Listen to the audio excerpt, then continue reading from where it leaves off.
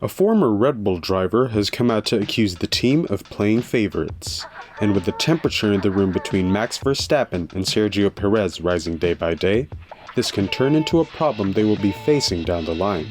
Keep your eyes on the screen for the rest of the story. Kvyat, former F1 driver, has accused Red Bull executives of betraying him by choosing to support Max Verstappen instead.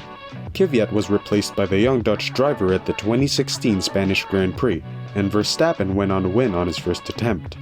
After securing a podium at the Chinese Grand Prix, Kvyat was demoted to Toro Rosso merely 2 races later.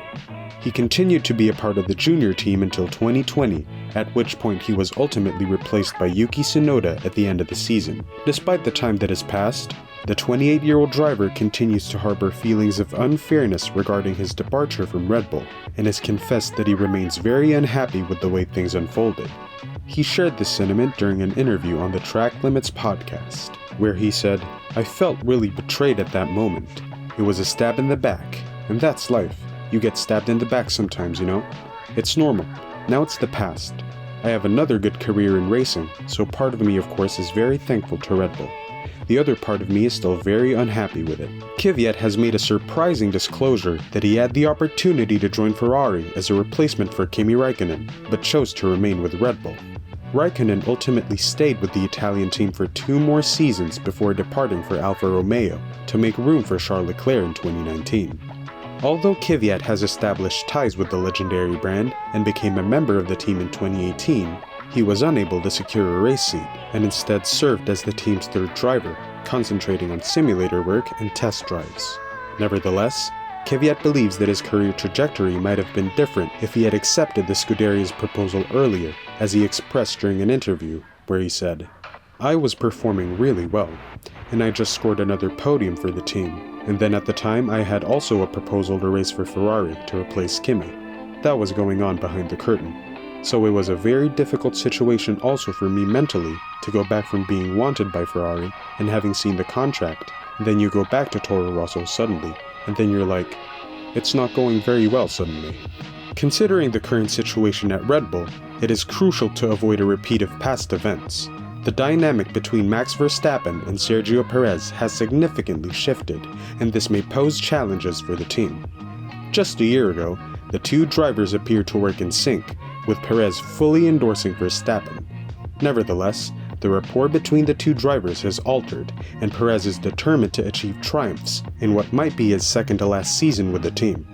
During the Azerbaijan Grand Prix last year, Perez was in the lead during the initial stages of the race, but Verstappen eventually caught up to him. However, instead of competing with his teammates, the Mexican driver did not put up a fight and acknowledged that the 25-year-old Verstappen deserved to win, demonstrating a significant display of support. Following the end of the race, Perez stated, "With Max, he was clearly a lot faster at that stage of the race, so it was the right call not to fight, as I didn't have any pace at the time. So Max deserved to be ahead at that point. We also boxed too late, so there were a few things that played into the result today. But at the end of the day, Max deserved the win because he was the faster car." As the Azerbaijan Grand Prix for this season approaches, the atmosphere is fraught with tension due to a series of notable conflicts. In the previous season, Verstappen disregarded a directive from the team to allow Perez to overtake him in Sao Paulo. Perez was infuriated by Verstappen's action, and he stated that it exposed the real Verstappen. Perez's father also weighed in on the matter, emphasizing that Verstappen can feel Perez's presence right behind him, and that Perez is capable of winning races that Verstappen cannot. The current champion provided an explanation for his decision to not allow Perez to overtake him, hinting that it was related to a disagreement that occurred during the Monaco Grand Prix. Prior to the start of the season, Perez admitted that he would be hesitant to ask his teammate in the future if he didn't receive the same kind of support himself.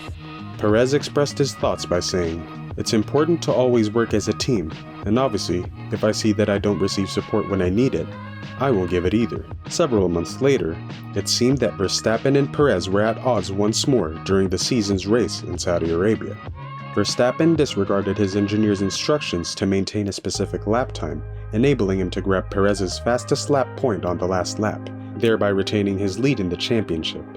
Nonetheless, after the race, Perez requested a review of the situation and even confronted Verstappen in the post-race cool-down area.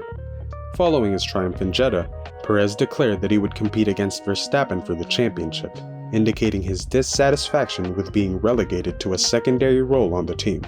This could potentially lead to a heated battle in Azerbaijan and throughout the remainder of the season, particularly if other teams catch up with Red Bull, as their budget cap penalty is expected to affect them in the latter half of the season. In other news, Christian Horner, the team principal of Red Bull, discussed Dan Fallows' transition to Aston Martin. Fallows, a highly skilled aerodynamics expert, was presented with an offer last year to join the British racing team as their new technical director in 2022, and he accepted the opportunity, prompting his departure from Red Bull. Horner did not want to miss out on this opportunity for Fallows. Starting from 2006 until 2022, Fallows was employed by the Austrian-based company. Throughout his tenure with the energy drink maker, Fallows and his team secured numerous podium finishes, victories, and world championships. He was promoted to the position of head of aerodynamics in 2014.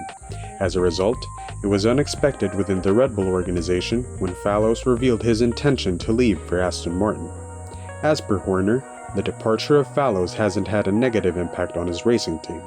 He told Sky Sports, "I'm pleased for Dan that he's doing a good job, but his departure has given other engineers an opportunity, and everything's about evolution." According to the team principal, Fallows' exit has not had any impact on Red Bull. The team we have now is even stronger than the one we had 2 years ago. Now let's talk about engines. Red Bull's recent collaboration with Ford will result in the termination of their affiliation with Honda. Nevertheless, Honda seems enthusiastic about maintaining its involvement in Formula One. For the 2026 season, Aston Martin appears to be Honda's primary focus as their Formula One partnership with Red Bull draws to a close. Despite the company's initial intentions to withdraw from F1, the Japanese manufacturer has now registered as an engine constructor for the 2026 season. Although they rekindled their collaboration with Red Bull, it will officially conclude at the end of the 2025 season. For several years, Honda provided engines to the team based in Milton Keynes. However, they announced their departure, which prompted Red Bull to establish its own powertrains division. F1's heightened emphasis on sustainability, coupled with Red Bull's recent achievements, resulted in a reversal of that decision. With Red Bull having made a commitment to the Ford Motor Company as its powertrains partner from 2026, Honda is now obliged to seek other options. Autosport reports that Aston Martin is a likely candidate for Honda, as most other teams have already made agreements with other engine suppliers.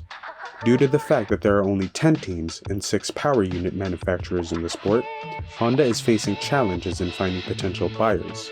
Additionally, with Mercedes, Ferrari, Renault, Audi, and Red Bull already supplying their own factory teams, there is a limited number of options available for customers.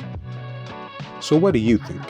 Was Daniil Kvyat right to feel betrayed by his former team? Will favoritism drive the two Red Bull drivers further apart? Let us know in the comments below.